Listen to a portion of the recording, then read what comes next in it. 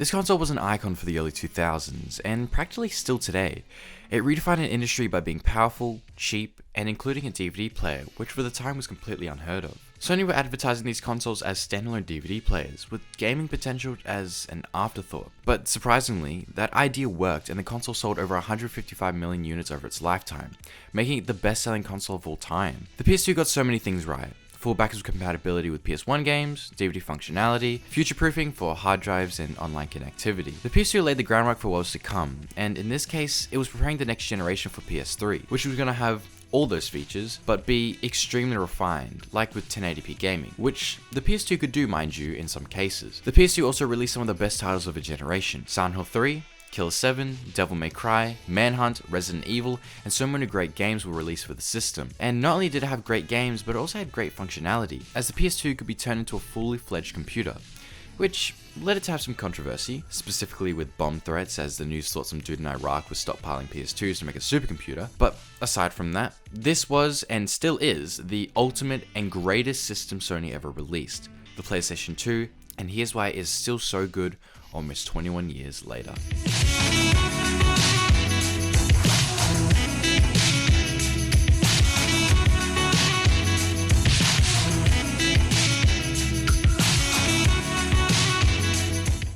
All revolutionary devices have a beginning, whether it be the first iPhone, IBM computer, and the PlayStation 2 was no exception. Sony began making plans for a successor to the PlayStation 1 console almost immediately.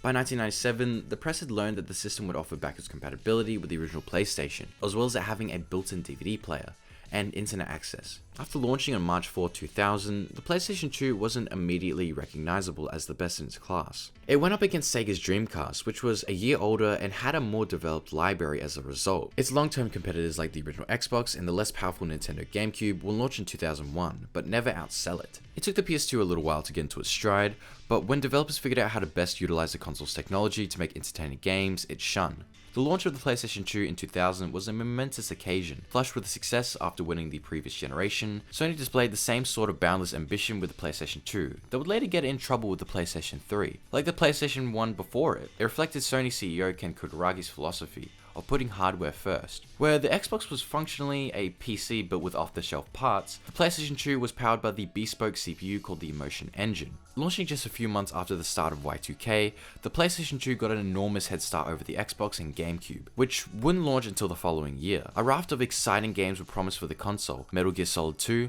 Gran Turismo 2000, later titled Gran Turismo 3, and Final Fantasy X. Just the prospect of the PlayStation 2 launching the following year was enough to put the damper on Sega's Dreamcast, which launched with much fanfare but couldn't sustain its momentum. Behind the scenes, the PlayStation 2 was hit with parts shortages, resulting in a mere 500,000 units being available for the US launch. The North American PlayStation 2 also used a different graphics chip than the Japanese version, leading to manufacturing difficulties. It was a complex machine with 10 different processors and 6 different memory spaces, all of which worked in completely different ways. The success of the PlayStation 2 at the end of 2000 was a pretty daunting reality for Sega, as they were losing money left, right and center because of the PlayStation 2 dominance in the market. In September 2004, in time for the launch of Grand Theft Auto San Andreas, Sony revealed a newer, slimmer PS2 in preparation for the launch of the new models. After this whole commotion, the PlayStation 2 became the world's best-selling console of all time, beating out Nintendo, Sega, and Microsoft by a long shot.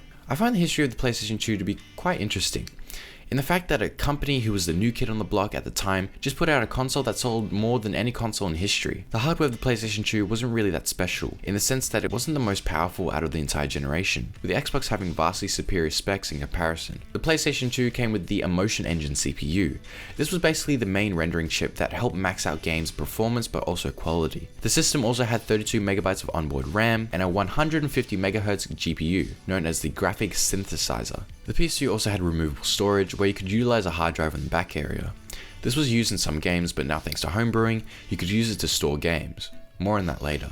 The PlayStation 2 also has some revisions of it released, including the original fat model, which I have here, as well as the slim, which drastically reduced the size of the console to a much more manageable size, as well as making it quieter. Sony also released a Japanese exclusive model called the PSX, which had a full white body and barely looked like any PS2, but was released in Japan in 2003. The main design of the PlayStation 2 is something that I remember being the first thing I loved about the console.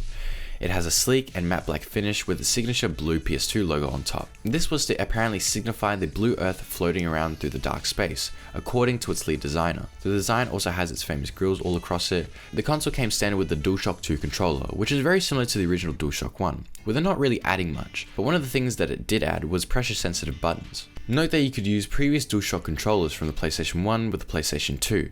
The DualShock 2 feels good in the hand and fits mine well. It has some creaking with the plastics, but overall the button layout is still unchanged and is still really good. The great thing about the PS2 is that it came with a variety of video connectors that fit different screen types and produce different results. And depending on what cable you use, you can get quality bumps that make the PS2 look a lot nicer on modern TVs. You have your composite cables, which ship with the PlayStation 2, then the RGB SCART, and then you finally have component cables. The composite cables, which was your red, white, and yellow cables, is probably the easiest to find on the market, but the worst in my opinion. Using these connectors presents the PS2 in such a blurry mess that it's really hard to recommend. It looks pretty garbage on modern TVs, so this is where I recommend component cables. They are a vast upgrade from using standard composite cables. They have the capability to push out 1080i content, which the PS2 supported in some games, and it looks really solid on a modern TV. There are other cables like the RGB SCART, which is a good choice where it's like component cables but works in a different way. It's mostly used in third-party upscales like the FrameMeister, where you can sharpen the video image to make the PS2 games look a lot cleaner. My Life in Gaming made a really good video discussing what's the best way to experience a PS2 in 2022. They go through all the best TVs, cables, and upscalers to make your PS2 look great even today. Now, here comes my favorite part of the video, where I review the games that came out.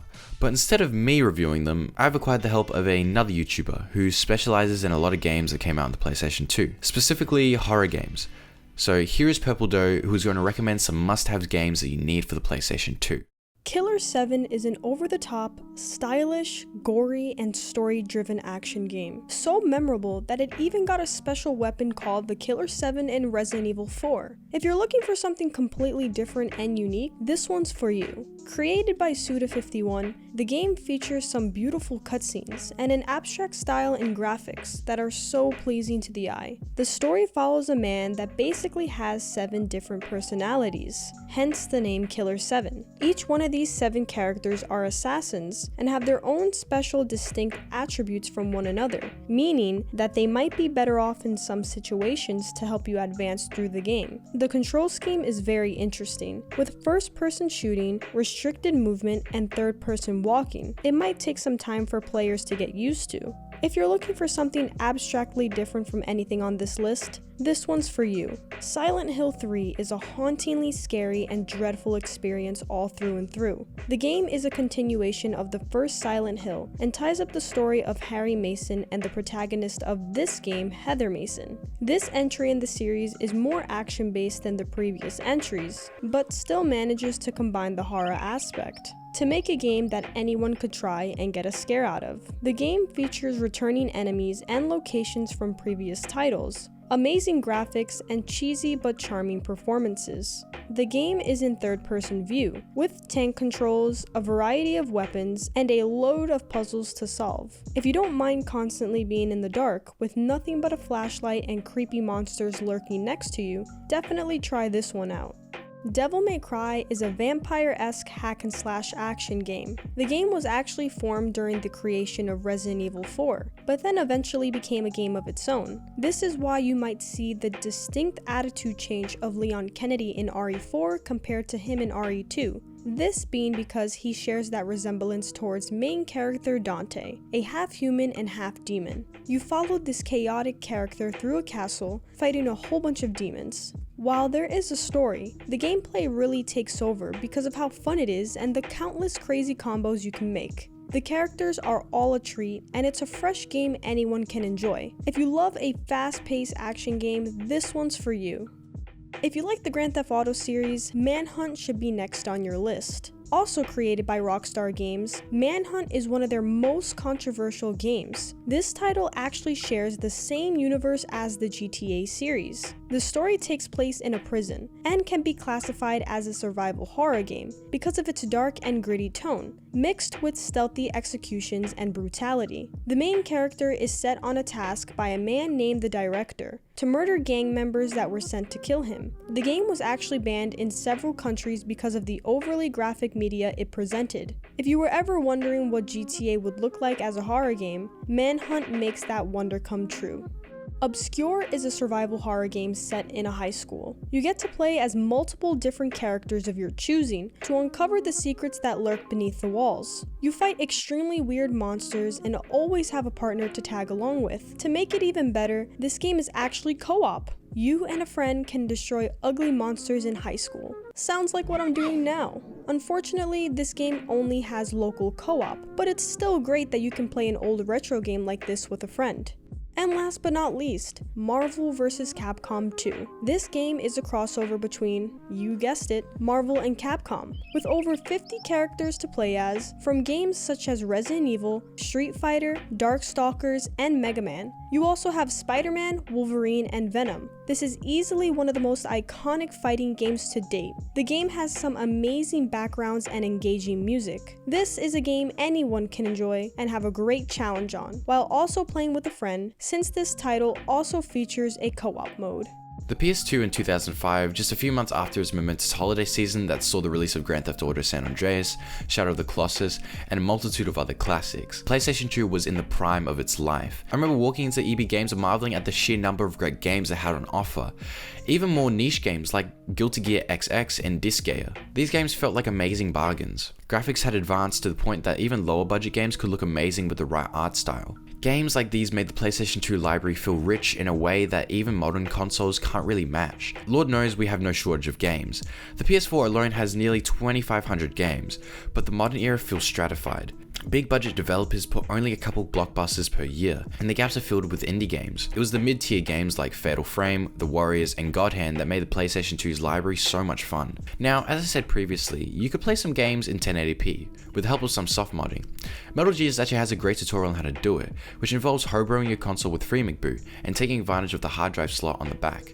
If you would like me to do a video on it, then let me know in the comments down below. It is really a great way to extend the life of your PlayStation 2, as well as unlocking some new functionality that can make games look a lot better. You using FreeMcBoot is practically one of the main reasons to buy a PS2 in 2022, as it offers so many features that you can use to customize features, games, and more.